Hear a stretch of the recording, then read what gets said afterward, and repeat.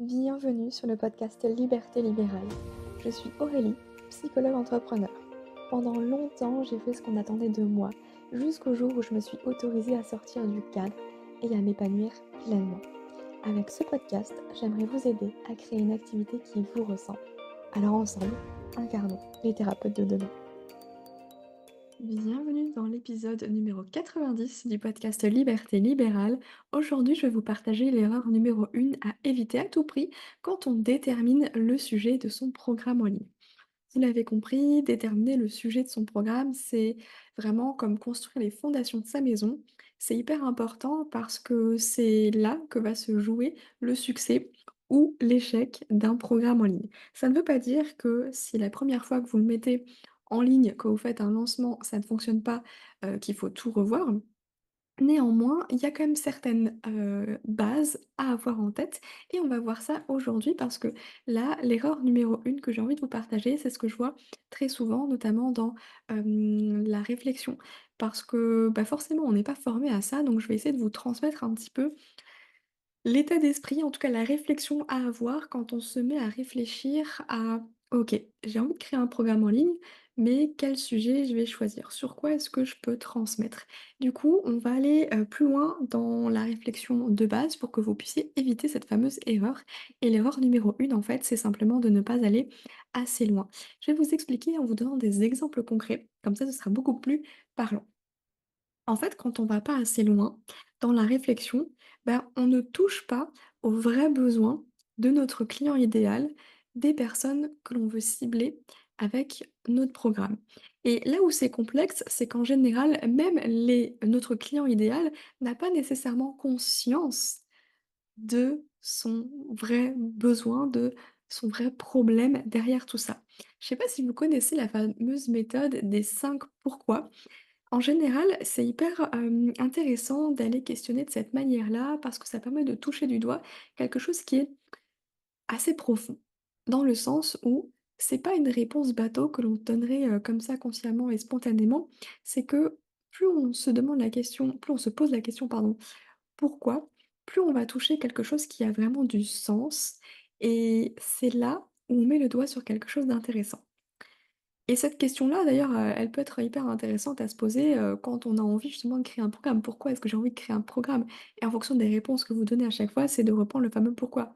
Pourquoi est-ce que c'est important pour moi de et vous reprenez votre réponse à la question précédente.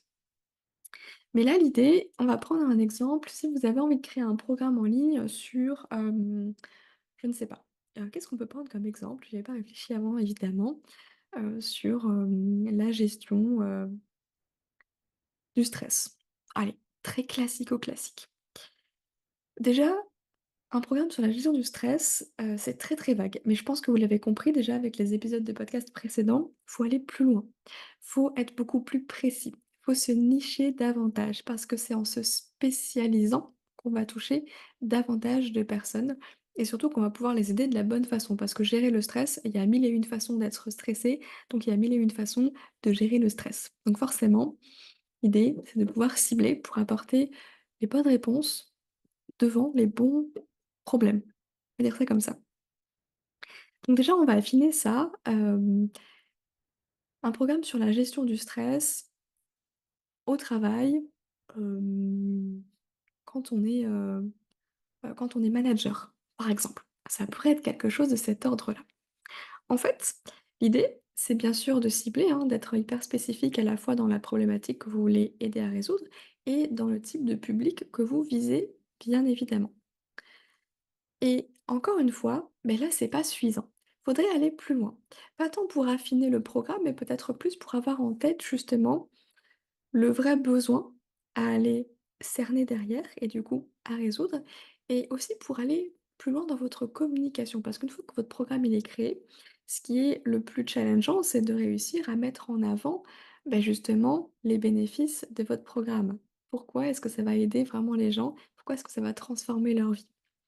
Et pour ça, il y a un outil incroyable en psychologie qui s'appelle la pyramide de Maslow. Peut-être que vous connaissez, peut-être pas.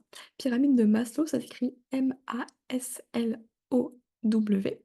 N'hésitez pas à taper ça dans Google pour avoir, vraiment une vue d'ensemble. Je vais vous expliquer un petit peu cette pyramide, elle est hyper intéressante à prendre en compte, notamment dans la création de programmes, en ligne et dans la communication surtout.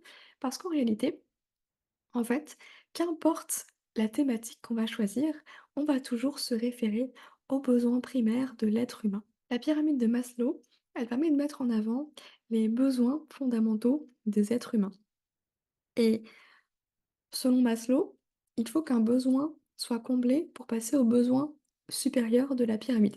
Ça a été démontré que c'est pas forcément le cas, hein, mais on va prendre cet exemple-là en tout cas pour justement l'appliquer au choix du sujet, du programme en ligne. Le premier besoin, c'est vraiment la base de la pyramide, c'est bah, justement que les besoins physiologiques soient comblés. C'est-à-dire bah, avoir justement suffisamment de nourriture, de l'eau, un toit sur la tête, etc.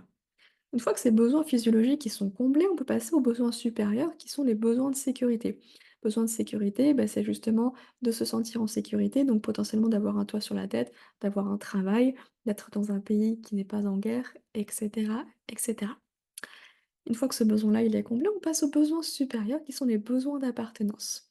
Les besoins d'appartenance, bah, forcément, l'être humain est un être, social, donc il a besoin des autres pour, vivre, pour survivre, pour être, bien.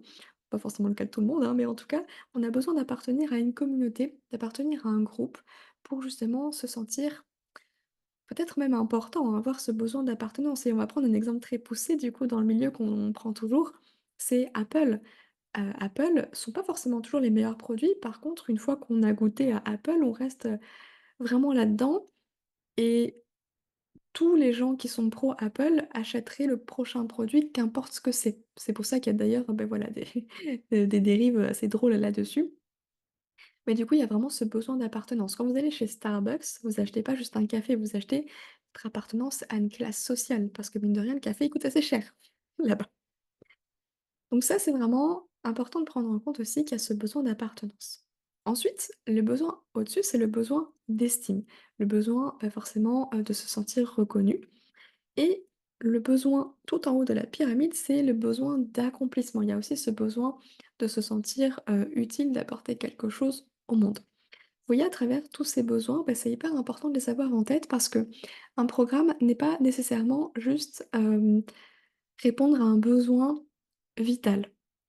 Aujourd'hui, on a des produits qui ne sont pas nécessaires pour notre survie, ni même, voilà, pour, notre bien-être ou que sais-je et pour autant, bah, ça va plutôt toucher à ce besoin d'appartenance, à ce besoin d'estime et c'est hyper important de voir un petit peu quels besoins vous allez cibler quand vous allez proposer votre programme en ligne.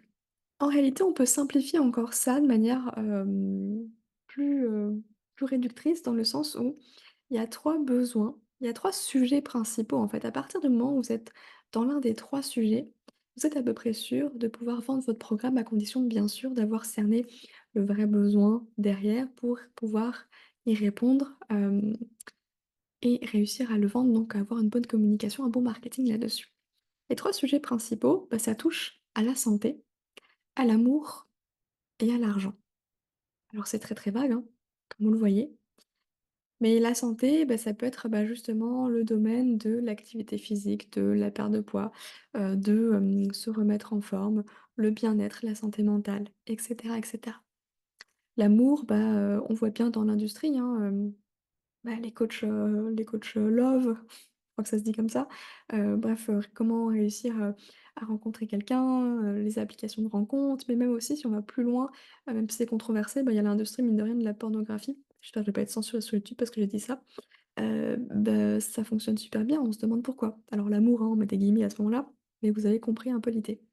Et puis l'argent, bah, avec tous ces coachs business effectivement qui vous apprennent à gagner plus d'argent parce que ça, renvoie aussi à ce besoin, bah, de sécurité mine de rien, de pouvoir, s'assurer, de gagner un minimum, pour, réussir à survivre et plus que survivre, à vivre bien et confortablement de son activité par exemple. Pour vous donner un peu un exemple, bah, du coup, moi je touche effectivement aux besoins de la santé quand, je suis du côté de la perte de poids dans mon activité de psychologue et je touche au côté, aux besoins de l'argent du coup quand je suis avec vous, du coup les thérapeutes, et que je vous apprends à créer votre programme en ligne pour pas juste pour créer un programme et c'est là où je veux en venir aussi, c'est que, vous voyez, typiquement, si je reprends l'école Liberté Libérale, c'est pas juste une formation qui vous apprend à créer un programme en ligne.